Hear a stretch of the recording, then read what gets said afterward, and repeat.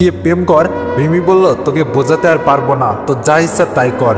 অন্যদিকে আবির বলল, কিরে তোকে আবার ওই অহংকারী মেয়ে অপমান করলো, তুই যদি ইশারা করে না বলতি তাহলে ওরা যে কি করতাম। আমি বললাম, ছাড় না ভাই, ওরা বড় লোক, ওরা যা তা করতে পারে, এখন বাদ দে, স্যার আছে ক্লাস কর। একে একে সব ক্লাস করে বাইর হয়ে আমি আর আবির ক্যান্টিনে গিয়ে খেতে বসলাম। খাওয়া শেষ। আবির বলল, বন্ধু তুই বাইরে গিয়ে দাঁড়া, আমার একটা কল আসছে, কথা বলে বিল দিয়ে আসছি বলে চলে গেল। আমি বললাম, আচ্ছা ঠিক আছে বলে বাইর হয়ে কিছুক্ষণ মাথা নিচু করে হাঁটার পরে যেই না গাছতলার কাছে যাব তখন কে যেন ল্যাং মেরে দিল। আমি তাল সামলাতে না পেরে নিচে পড়ে গেলাম। সবাই হাসাহাসি করতে লাগলো। আমি লজ্জায় মাথা নিচু করে আছি। খেয়াল করলাম যে ল্যাং মারলো সে আর কেউ নয়, রুহি। তখন আমি কিছু বলতে যাব তার আগেই রুহি বলতে লাগলো, এই ছোট লোকের বাচ্চা, তোর সাহস কি করে হয় আমার শরীর টাচ করার? এই বলে কষে থাপ্পড় মারলো। তুই জানিস এই জামাটার দাম কত? এই জামাটার টাকা দিয়ে তোর সারা বছর চলে যাবে। ছোট লোক, তোর জন্য আমার জামা নষ্ট হয়ে গেল। আমি বললাম, আপনি না আমাকে ল্যাং মেরে ফেলে দিলেন, তা আমাকে কেন কথা শোনাচ্ছেন? রুহি বলল, তোর এত বড় সাহস আমার মুখে মুখে কথা বলিস? এই বলে রুহি আমার দুই গালে চড় বসিয়ে দিল। আমি আর কিছু বলতে পারছি না, তাই আমি অপমানিত হয়ে সেইখান থেকে চলে আসলাম। আবিরের জন্য আর দাঁড়ালাম না, আসার সময় মোবাইল বন্ধ করে দিই। অন্যদিকে আবির ফোনে কথা বলতে বিল দিতে দেরির কারণে আমারে যে রুহি অপমান করলো তা বুঝতে পারিনি। সে যখন বাইরে আসলো তখন সবাই আমার নামে এইটা সেটা শুনে, তাই সে তাদের কাছে গিয়ে বলে, ভাই কি হয়েছে? তারা সব আবিরকে বলতে লাগলো। তা শুনে আবিরের মাথা গরম হয়ে গেল। আর সে রুহির কাছে গিয়ে বলতে লাগলো, এই যে মিস বড় লোকের অহংকারী মেয়ে, আপনি আমার বন্ধুকে কেন সারাক্ষণ অপমান করেন? রুহি বলল, এই তোর সাহস কি করে হয় আমাকে অহংকারী বলার, ছোট লোকের বাচ্চা? এই বলে যখন থাপ্পড় দিতে যাবে তখন আবির হাত ধরে বলতে লাগলো, আপনার সাহস কি করে হয় আমাকে মারার? এটা আমার বন্ধু না যে মারতে পারবেন, এটা আবির খান, বুঝলেন? রুহি বলল, তোকে আমি। আবির বলল, আরে রাখেন আপনার রাগ, আপনি একজন অহংকারী। আপনারা সবাই শুধু টাকার দিক থেকে বড়, মনের দিক থেকে ছোট। আপনারা শুধু চিনেন টাকা, তাই মানুষকে মানুষ মনে করেন না। জানেন ছেলেটা এতিম, তার কেউ নেই, তারপরেও ছেলেটা কত স্বাভাবিকভাবে হাঁটাচলা করে। সে নিজের পড়াশোনা নিজেই চালায়, তা কখনো খোঁজ নিয়েছেন? এতদিন ধরে তাকে আপনি শুধু অপমান অবহেলা করে যাচ্ছেন। ছেলেটার মনে কত কষ্ট কখনো জানতে চেয়েছিলেন? ও আমি কাকে কি বলছি, আপনাদের কাছে তো সেই মনই নেই যে তাকে বুঝবেন। এই কথা বলে আবির চলে গেল। অন্যদিকে রুহি মাথা নিচু করে সব শুনে চোখের পানি ফেলে বাসায় চলে গেল।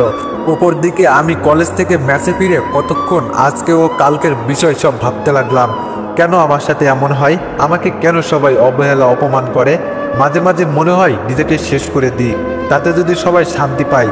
যদি আত্মহত্যা মহাপাপ না হতো হয়তো তাহলে আরো আগে নিজেকে শেষ করে দিতাম।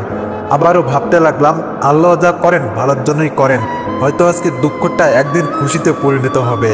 এইসব ভাবছি তখন কানে শুনলাম জোহরের আজান। তাই আর দেরি না করে গোসল করে নামাজ পড়ে হোটেল থেকে কিছু খেয়ে নিই। মোবাইলটা হাতে নিয়ে খুলতে যাব কিন্তু খুলিনি। অন্যদিকে আবির কল দিয়ে যাচ্ছে কিন্তু মোবাইল বন্ধ পায়। আর আবির মনে মনে ভাবে, ছেলেটা আবার নিজের কিছু করে ফেলে নাই তো? তাড়াহুড়োতে তার বাসার ঠিকানা নিতে ভুলে গিয়েছে, নাইলে এখন যেতে পারতাম। এইদিকে আমি কিছুক্ষণ আরাম করতে লাগলাম আর ভাবতেছি কিছুদিন কলেজে যাব না। আর 3 মাস পর ফাইনাল এক্সাম, আবার পরে কলেজ মিস করা যাবে না, তাই এখন কয়দিন কলেজে যাব না। এইসব ভাবতে ভাবতে 3টা বেজে গেল। তাই কিভাবে মোবাইলটা খোলাতেই দেখলাম আবিরের 100+ কল। এটা দেখেই আমি অবাক, আবির আবার কেন ফোন দিল? এইগুলো ভাবতে ভাবতে আবির আবার কল দিল। আমি দেরি না করে কল ধরলাম। সাথে সাথে আবির বলতে লাগলো, এই তোর মোবাইল বন্ধ কেন ছিল? এই তুই কোথায়? তোর কিছু হলো না তো? নিজের কিছু করে ফেলিস নাই তো? তোর ঠিকানা দে। আমি বললাম, আরে আবির শান্ত হবি তো, এত প্রশ্ন একসাথে করলে কিভাবে উত্তর দিব? একটা একটা করে প্রশ্ন কর। আর তুই এগুলো কি আবল তাবল বলছিস? আমি একদম ঠিক আছি, আমার মোবাইলে চার্জ ছিল না তাই বন্ধ হয়ে গেছে, আর চার্জার দিয়ে ঘুমিয়ে গিয়েছিলাম, আমার কিছু হয়নি, আমি ঠিক আছি। মিথ্যা বললাম কারণ তা না হলে সে এটা সেটা জিজ্ঞেস করবে। আবির বলল, এই আমি কিছু শুনতে চাই না, তুই এখনই আমার বাসার ঠিকানা দে, আমি এখন যাব তোর কাছে। আমি বললাম, আচ্ছা ঠিকানা নে, আর এখন আসা লাগবে না, আমি এখন টিউশনি করাতে যাব। আবির বলল, আচ্ছা ঠিক আছে, বাই, আল্লাহ হাফেজ। আমি কল কেটে ফ্রেশ হয়ে টিউশনি পড়াতে গেলাম। সেখানে 4টা 30 পর্যন্ত টিউশনি পড়িয়ে চলে আসলাম মসজিদে, যেখানে আসরের নামাজ পড়িয়ে আরেকটা টিউশনিতে গেলাম। সেখানে সন্ধ্যা পর্যন্ত পড়িয়ে মাগরিবের নামাজ পড়ে ম্যাচে এসে পড়তে লাগলাম।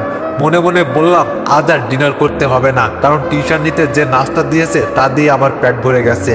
আর কিছুক্ষণ পরে ঘুমিয়ে গেলাম। অন্যদিকে রাতের বেলায় রুই শুয়ে শুয়ে আবিরের বলা কথাগুলো ভাবতেছে আর বলতেছে, আসলে আমি টাকার অহংকারে মানুষকে মানুষ মনে করছি না। সি রুই সি, তুই অনেক অহংকারী হয়ে গিয়েছিস।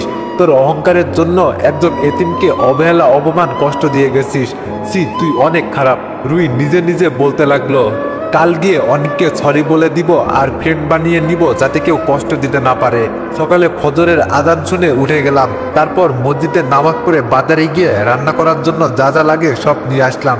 আগেই বলে দিই, ক্লাস 10ম শ্রেণীতে যখন ছিলাম তখন খালা আমার ভালোর জন্যই ম্যাচ ঠিক করে সেইখানে পাঠিয়ে দিয়েছিল, কারণ ঋতু আমাকে দেখতে পারতো না। তারপর কিছু রান্না করে খেয়ে একটু বসেছিলাম, তখন আমার মোবাইলটা বেজে উঠলো। মোবাইল হাতে নিয়েই দেখি আবির কল দিয়েছে। কল ধরে বলতে লাগলাম, আসসালামু আলাইকুম, কেমন আছিস আবির? কল কেন দিয়েছিস? আবির বলল, ওয়ালাইকুম আসসালাম, আলহামদুলিল্লাহ, তুই কেমন আছিস? আর কলেজে আসবি না? আমি বললাম, আলহামদুলিল্লাহ। না রে, কলেজে কিছুদিন যাব না। আবির বলল, কেন যাবি না? আমি বললাম, না এমনি।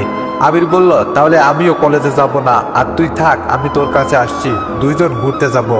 আমি বললাম, আচ্ছা তাহলে 10টার দিকে আসিস, কেমন? আমি টিউশনি পড়িয়ে তোর জন্য অপেক্ষা করব, কেমন?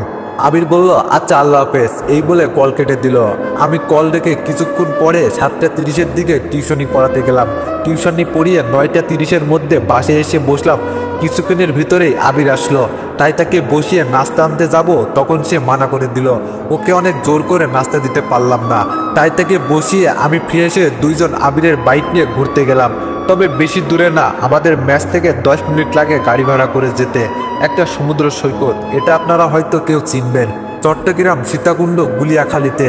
অন্যদিকে রুই কলেজে এসে আমার আর আবিরকে খুঁজতে লাগলো। আমাদেরকে খুঁজে না পেয়ে ছোট আমগাছতলায় বসে অপেক্ষা করতে লাগলো, কারণ আমি আর আবির প্রতিদিন আড্ডা দিই। আর কলেজ গেটের দিকে তাকিয়েছিল অনেকক্ষণ। যখন আমি আর আবির আসলাম না, তাই সে হতাশে ক্লাসরুমে চলে গেল। আর ক্লাস করতেছে আর মনে মনে বলতে লাগলো, হারামি রিমাটাও আসলো না। অন্যদিকে আমরা দুইজন বিচে ঘুরতে লাগলাম। হঠাৎ একটু খেয়াল করলাম সদীপ ঋতুর গায়ে বিভিন্ন জায়গায় হাত দিতেছিল, আর ঋতু বিরক্ত নিয়ে হাত ছাড়িয়ে দিতেছে।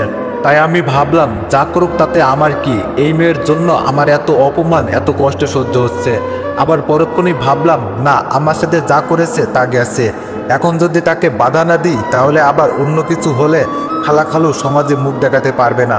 এইসব মনে মনে বলে আমি আবিরকে বললাম, আবির তুই এখানেই দাঁড়া, আমি একটু ওই দিক থেকে আসি। সেইটা বলে আমি চলে আসলাম তাদের সামনে। তখন বললাম, সদীপ এগুলো কি হচ্ছে? তুমি ঋতুকে বাজেভাবে টাচ করছো কেন? তখন ঋতু আমাকে কোজে থাপ্পড় দিয়ে বলতে লাগলো। তো এভরিওয়ান, গল্পটি কন্টিনিউ করাতে চাইলে সবাই একটু কমেন্টে জানাইও যে গল্পটি কেমন হয়েছে। আর এভরিওয়ান, সবাইকে একটা কথা দিলাম, কালকে থেকে গল্প বড় করব। ধন্যবাদ।